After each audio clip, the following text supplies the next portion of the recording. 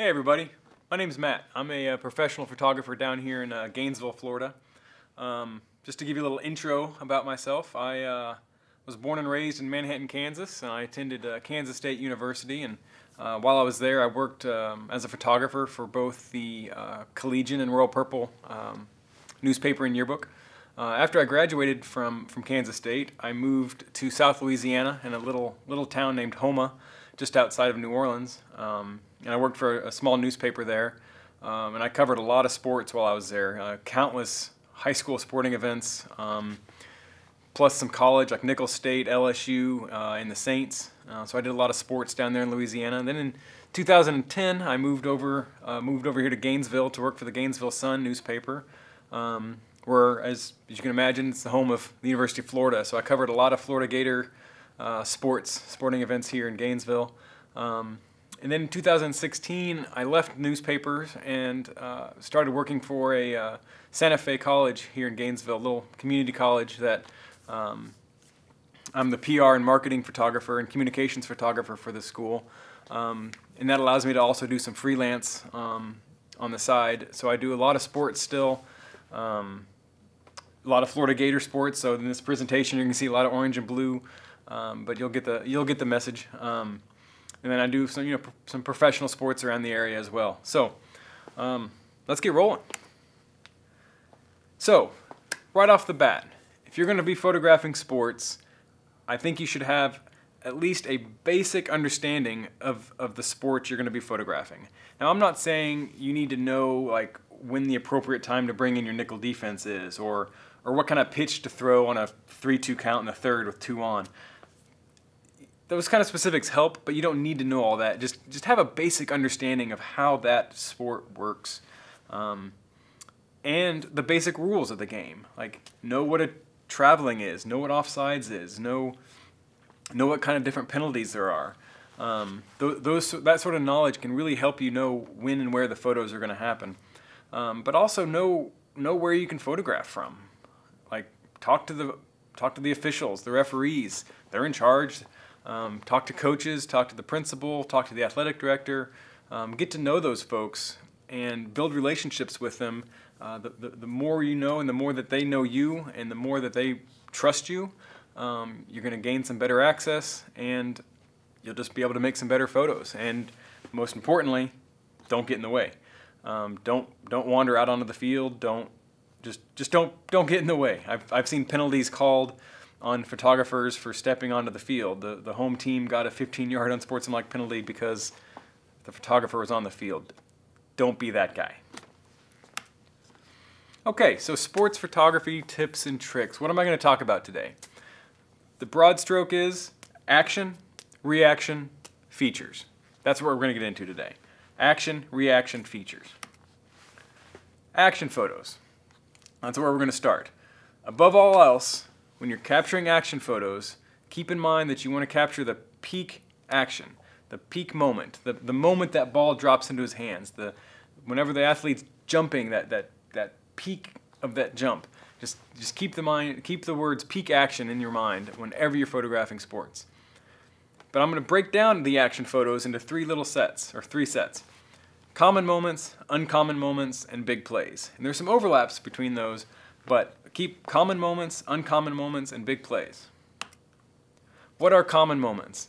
These are the moments that happen frequently during the game. A pitcher throwing the ball happens hundreds of times a game. A play literally can't start in baseball until the pitcher throws it. You know it's going to happen. You know where and when it's going to happen. Photograph it. Photograph it a lot. Get to know it. And make good photos of it. They're important. These common moments are very, very important to capture. These are your foundation of sports photography. A volleyball player serving to start the play. It happens every play. It's a very common action in a volleyball match. Photograph it.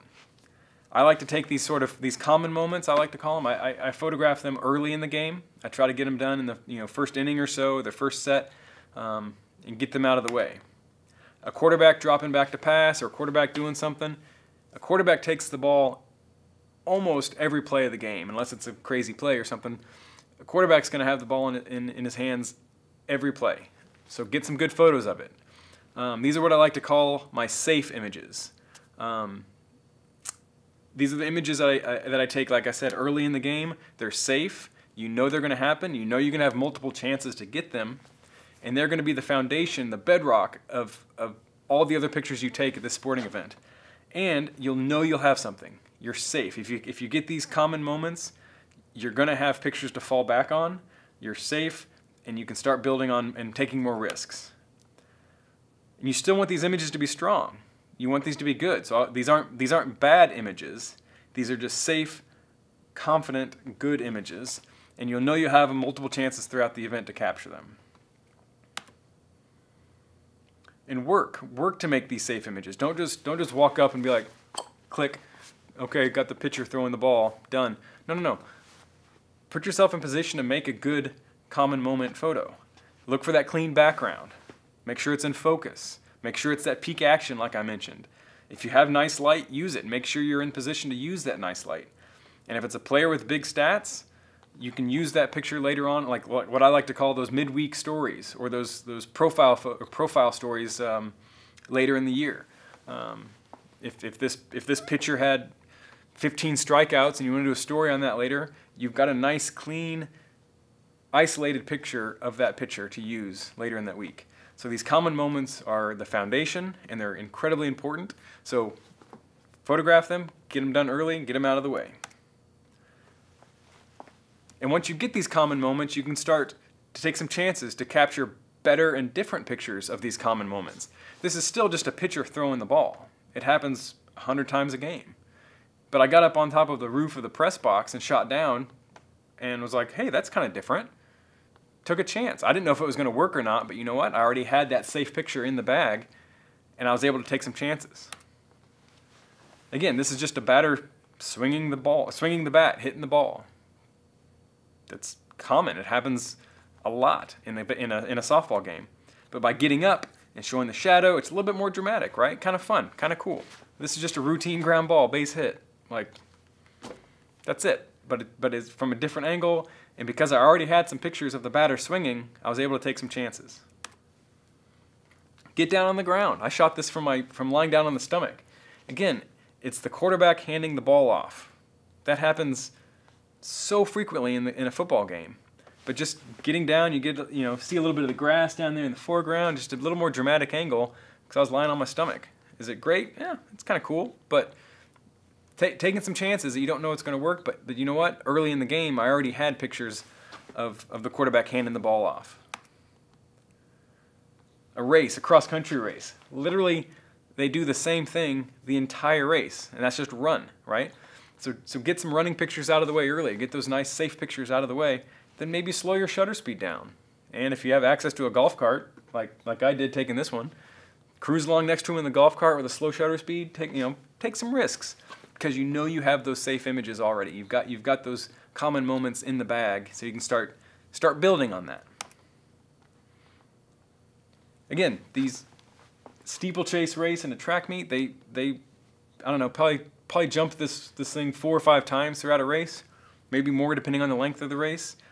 So experiment with some camera settings. Maybe like the earlier one, slow shutter speed. This was multiple exposure. I didn't know if it was going to work, but you know what? The first couple of times around, I got pictures of the runners jumping over, got that safe picture out of the way. I knew that was going to happen. I got that in the can, and then I started taking some chances. And it worked. It's kind of fun, right? Okay, so what's next? Uncommon moments.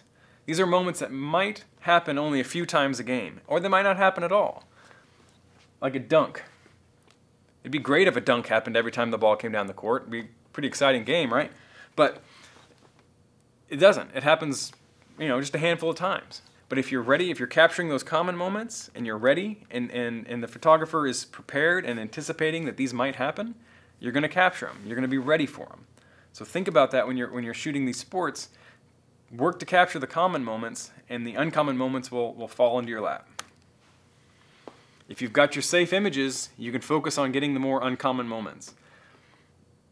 If you've got the quarterback dropping back to pass, you've got the pictures of the quarterback handing the ball off, you've got some pictures of the running back running with the ball, maybe follow the receiver for a play. Just Keep your camera on the receiver and see what happens. You might not get anything. You might just get the receiver running down the field and then turning around and running back. Nothing.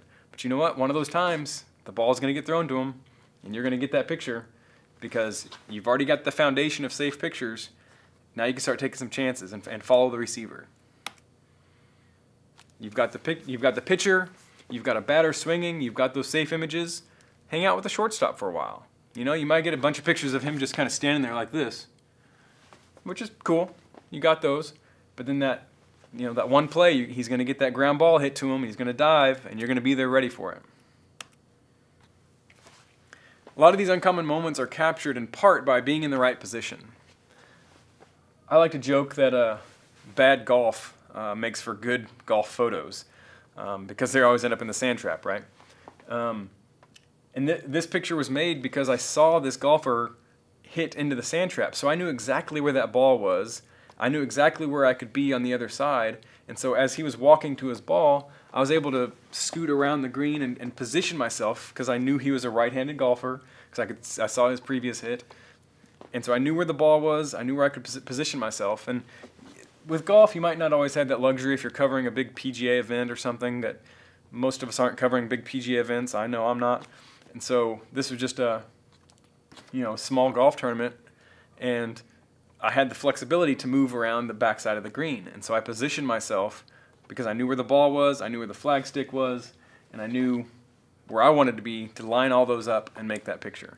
So be light on your feet, move around a little bit. And knowing the situation of the game. For example, with this one, if the offense is on the 5-yard line, maybe put away your big giant telephoto lens. You might not need that. Stick with the 7200 or something else. Because is there going to be a large Hail Mary if the offense is on the 5-yard line? No, they don't have room for that. So it's they're either going to run to the corners or might be a little short pass. You're not going to have the need for that big giant lens. So maybe put it away and be prepared for whatever happens at the pylon here in the corner. And so understanding what's happening in the game can help you anticipate what kind of photos are going to be made. A double play. Again, these happen a few times a game. Most teams hope they happen a few times a game at least. But understanding what's going on in the game. If there's a runner on first with no outs or one out, and there's a ground ball, it's probably going to flip it to the second baseman who's going to throw it to first. Just understanding these situations and anticipating that they might happen, you can get yourself in position. I knew that there was a runner on first, number 20 here was on first. There's a ground ball to the shortstop, so I immediately swung my camera over to the second base, and the second baseman got the ball, caught it, turned, and threw. Just anticipation. You're going to hear me say that a lot this presentation. Anticipate. Like I said, if you're ready for the common moments, you've got pictures of the common, guy dribbling the ball up the court, guy grabbing a rebound, guy taking a shot. If you're ready for those and you've got your camera ready, when these uncommon moments happen, you're going to nail it. Patrick Young here was a beast, and he hustled till the final buzzer. The Gators were in the Final Four against UConn, and the game was out of hand at this point. But he didn't stop playing hard, and I didn't take the camera down. Even though the game was out of hand, I didn't stop taking pictures. So now we got talking about big plays. What are the big plays? These are the game winners or the game-changing plays. And if you're going to be photographing sports, that's what you're trying to get. You're trying to get that image or those photos of those plays that everybody's going to be talking about. And oftentimes they look like a common moment. This is it's a batter swinging and hitting a ball. That happens a lot, right? This just happened to be a 2-run walk-off home run that sent Georgia to the College World Series, beating number 1 ranked Florida. Pretty big moment, right? That is the swing. That is the swing that sent Georgia to the College World Series, beating top-ranked Florida. Editors want to see the swing. Coaches want pictures of the swing. I guarantee you that batter is going to know the difference between a first-inning swing and the home run swing. The light's going to be different. If you turn in a picture from the first inning and say it's the home run swing, you're lying. B, they're going to know. They're going to know. And so because you've captured these common moments and you know they're going to happen, you know where they're going to happen. When it's a situation, bottom of the ninth, 2 on, 2 outs, what's going to happen? You know what you need to get is a common moment of the big play. And you're going to be confident and you're going to be there ready to capture it because you've done it. You've been doing it all game. Much like a walk-off home run, a last-second shot to send your team to the Final Four. Is this a great photo? Not really. It's a pretty standard jump shot, or I like to call armpit shot. You know, that's just a picture of a dude's armpits as he's taking a shot. And so, but I guarantee you, you ask any Michigan fan, you show them this picture, they're gonna go, "Is that the shot that beat KU?" That's the shot. That is the shot, and they're gonna know. They're gonna recognize it because this is the shot that sent their team to the Final Four by beating KU. And I'm always happy to see KU lose as a K-State grad, but that's neither here nor there. But it's that moment that everybody's going to be talking about at the end of the game. Everybody's going to be talking about this at the end of the game. That's what's going to be remembered. That shot that made it 12-10 in the first half. That's not what gets talked about. What gets talked about is the shot, that last-second buzzer beater to send your team farther in the tournament. The lost fumble in the fourth quarter. This wasn't the last play of the game, but it was the game-changing play. Jordan Reed was and the Gators were driving, and he was running the ball up the field and fumbled at the goal line. This would have given the Gators the lead, and with the defense they had that year, they probably would have ended up winning. But he fumbled, and I made those pictures. I made that common image picture of a guy running with a football. It happens a bunch during the game, right? Jordan Reed was just a guy running with a football. It happened to be late in the game against your rival, but it was just a guy running with a football. And because I was capturing those, when the uncommon moment happened of him fumbling at the goal line, I was ready to capture it. So keep your camera up to your eye.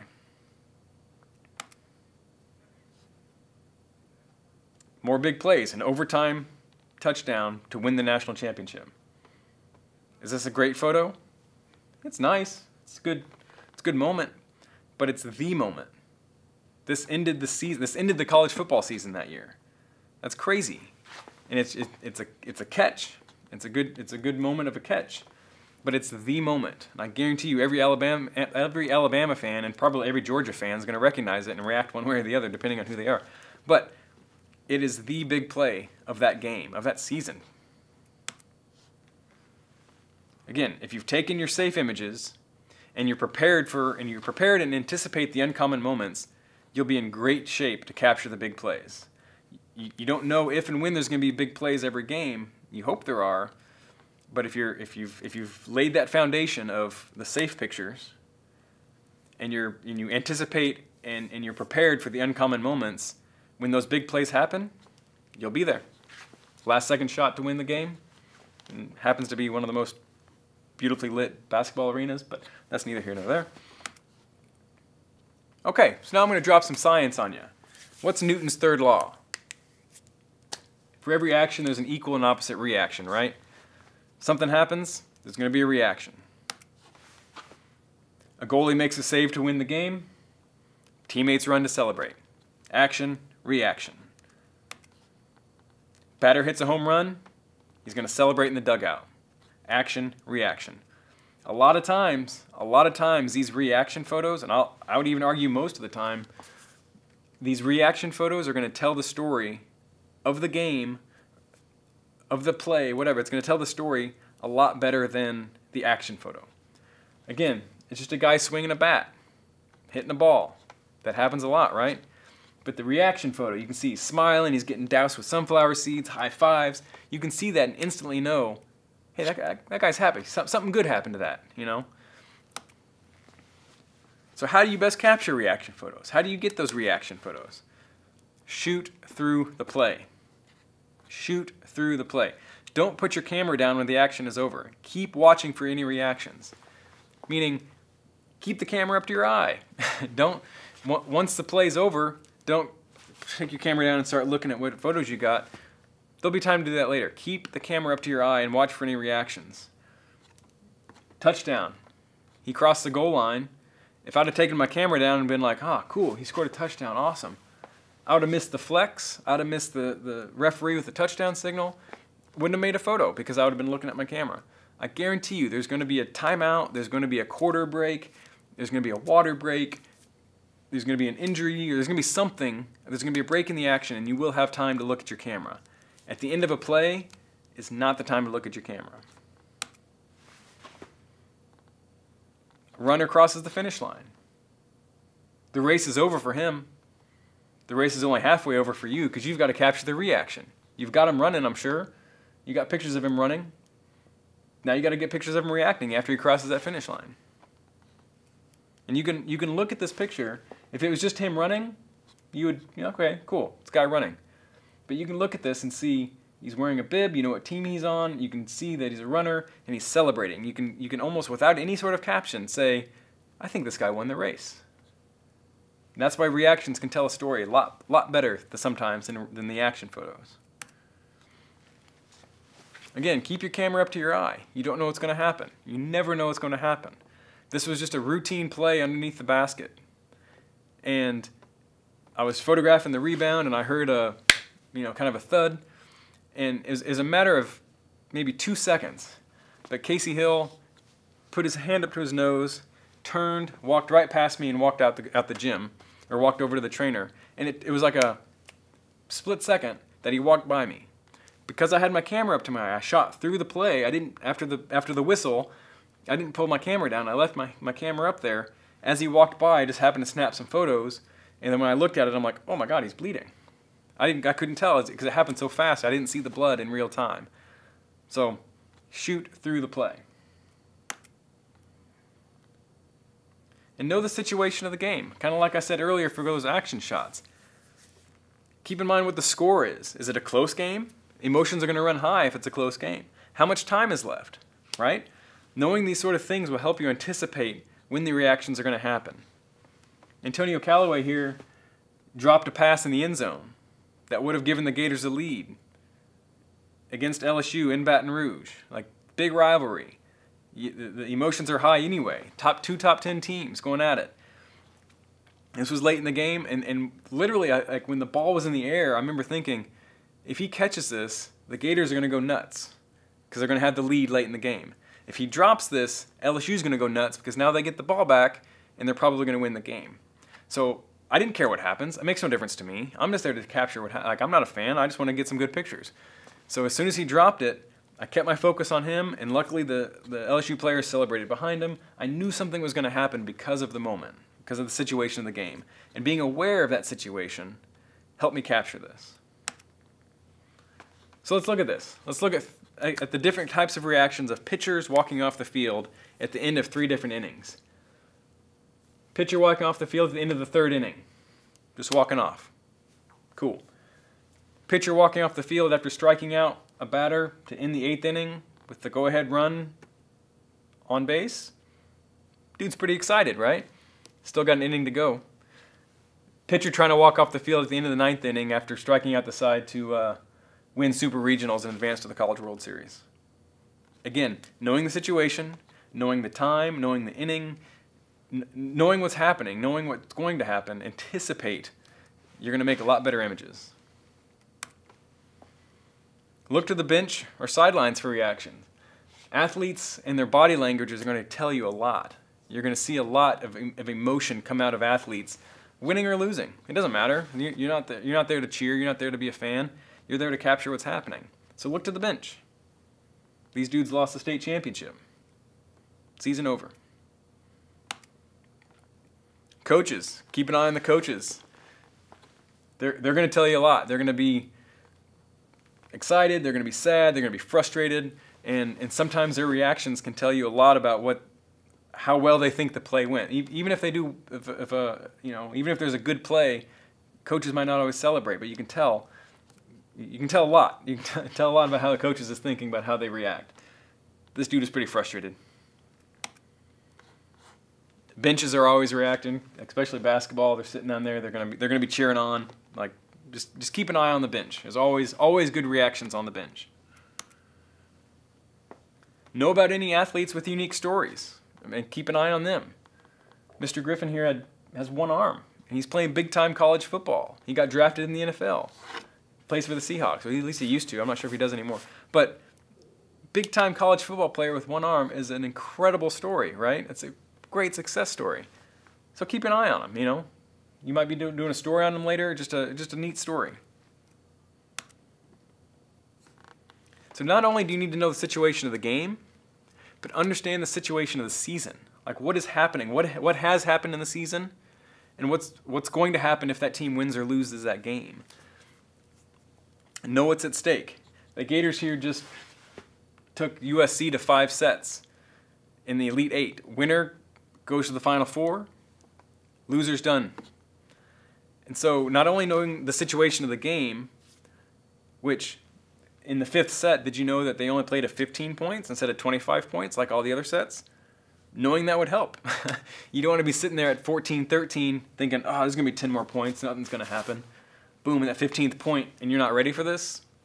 Yeah, again, don't be that guy. Know what's happening. Know the game, and know what's happening in the season. This was, you know, win or go home. And you win, you get to play next weekend somewhere else for the Final Four. You're that much closer to the national championship. You're not that much closer to your goal, or the team's goal. They're going to be excited. Anticipate that reaction. This dude's celebrating coming in 3rd. His relay team came in 3rd. Why so happy for a 3rd place? Because I knew the top 3 advanced to nationals. This is the regional NCAA regional track meet. The top 3 advanced to nationals. So knowing that, the 1st and 2nd place winners kind of expected to go. The battle was for 3rd. You didn't want to come in 4th because then you're done. Coming in 3rd meant you got to keep racing. And so I knew that those 3rd place finishers were going to be super excited. And literally, I didn't even follow the 1st place finisher. They crossed the finish line and were like, cool, all right, that's what I was supposed to do. But the battle was for 3rd, and that's where the emotions were coming. So just know the situation, understand the situation of what's happening, and keep track of it and follow it. Is it a big game? This is a freshman winning the national championship? Follow him out on the field. Follow him out on the court. Follow him. See what kind of reactions there are. It doesn't have to be a national championship. It doesn't have to be a Super Bowl or anything like that. It could be the championship game of your, local kickball game. Whatever. It can be anything. Is it a big game? There's going to be big reactions. So follow the star player around. Follow afterwards. See what happens. Again, did your team just win to advance to the Sweet 16? Follow them out the court. You don't have to. I'm not saying you don't have to follow them into the locker room and out to the car and back home, but just keep an eye on the athletes. They're going to cheer. They're going to be happy or sad. Either way, it doesn't make any difference to you. Just take their picture. Like this. Big man senior year, bowl game, lost. College career over. How can you not feel? Look at that body language. Look at that body language. Like you can see that and instantly feel his pain, his loss. You can tell, man, he lost. All by himself, walking off the field. Follow that. Follow those moments. Do your teams have any traditions? If so, learn about them. Ask, before a game, ask somebody, hey, do you guys do anything cool in the huddle? Do you guys do something before every game? Do you guys do something after the game? Learn about these things and photograph them. The Gators like to go over to the band after the game and do a little song and dance with the marching band after the game. Go over there and photograph that. That makes great pictures. I've photographed teams that like to play hacky sack before the game. That's how they stay loose and relaxed and fresh. They just kick some hacky sacks around, Okay, so now you've got your action, you've got your reaction, but there's so much else that goes on at sporting events that isn't on the playing field. So that's where your features come in, and these are just as important in my opinion because they help tie everything together. Like this is what everybody else gets, how everybody else experiences sporting events, or with these feature photos, like the band, the cheerleaders, the fans, the trainers. There's so much that goes on around a sporting event that need to be photographed as well. And trust me, don't ignore the band. You don't want band parents coming after you. Trust me on that. Go up in the stands. Go hang out with the crowd. Go hang out in the top row. Go hang out with the student section, whatever. This is literally as the final buzzer sound of Super Bowl 44. And these guys were cheering. I wasn't photographing the action on the field. I wanted to see what the fans experienced at Super Bowl. And so I hung out with these guys that were from this coverage area of the paper I was working for and photographed them reacting to the Super Bowl win. Kind of cool. They're crying. They're happy. This ran in our paper and said, hey, look, local guys go to the Super Bowl and get experience winning the Super Bowl in person. It doesn't need to be the Super Bowl. How Americana is this, right? 3 little friends hanging out in the top row, watching some baseball on a Friday night. Like that's sports. Like that's sports right there. So it doesn't have to be a big event. Go make fan pictures at even the smallest events. Cheerleaders. Cheerleaders are always out there flipping and hollering and jumping, and they're always happy, and they always make good pictures. More band. People love band. Little man directing the band.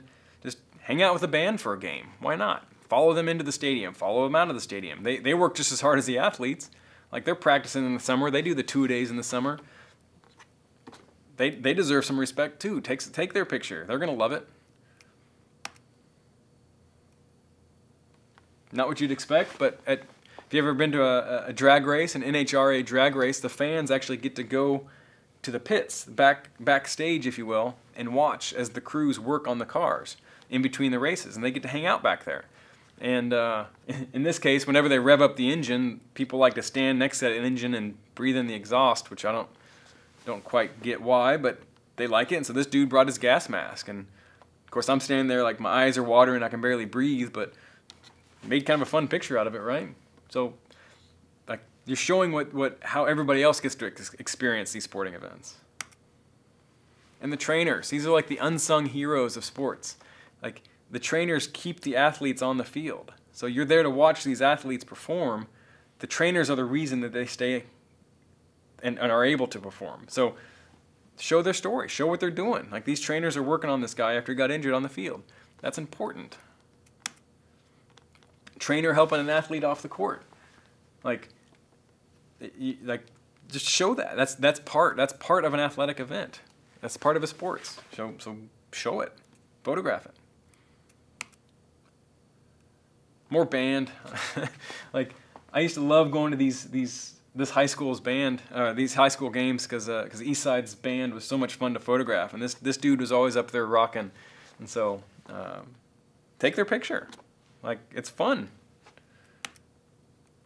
Ground crew, like, these guys keep the baseball field prepared and ready to play on. And rain delays, especially down here in Florida, are very common. And rain delays are part of the game. Like, the athletes can't play, and so they have to stop what they're doing, go sit in the dugout or wherever for however long until the rain passes.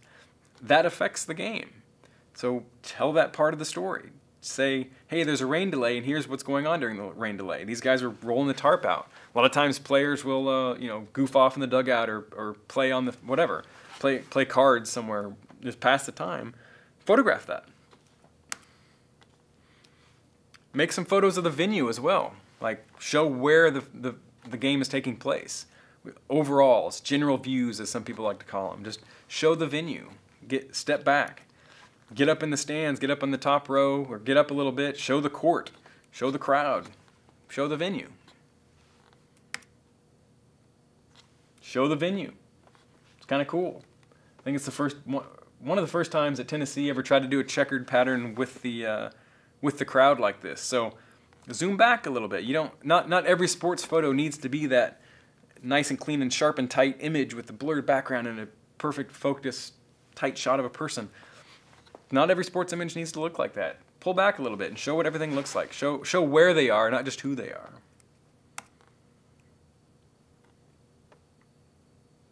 Again, with the traditions, like these fans march to the stadium before every game. They got their purple smoke and their drums and they're chanting and they're marching. If you know that's happening, go march with them. At the very least, you're gonna have a good time. Like, look at that high energy. Who wouldn't want to be around that? That's fun. That's easy pictures. And it tells the story of the complete package of the game.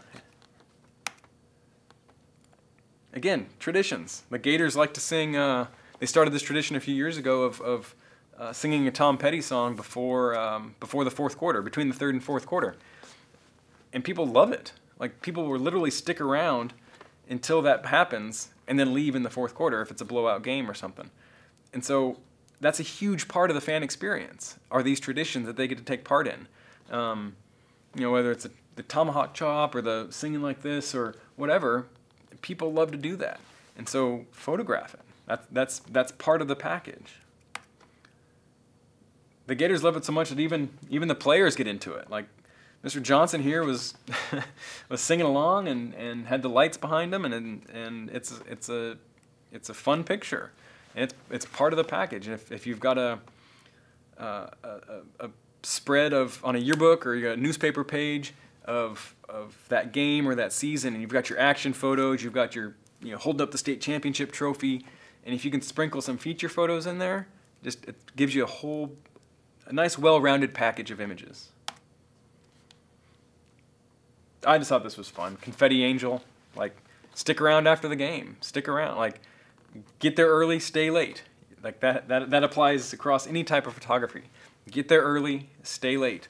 Stay around. Like, this was a family member of a coach. I think it's a daughter of a coach hanging out, probably an hour or so after the game was over.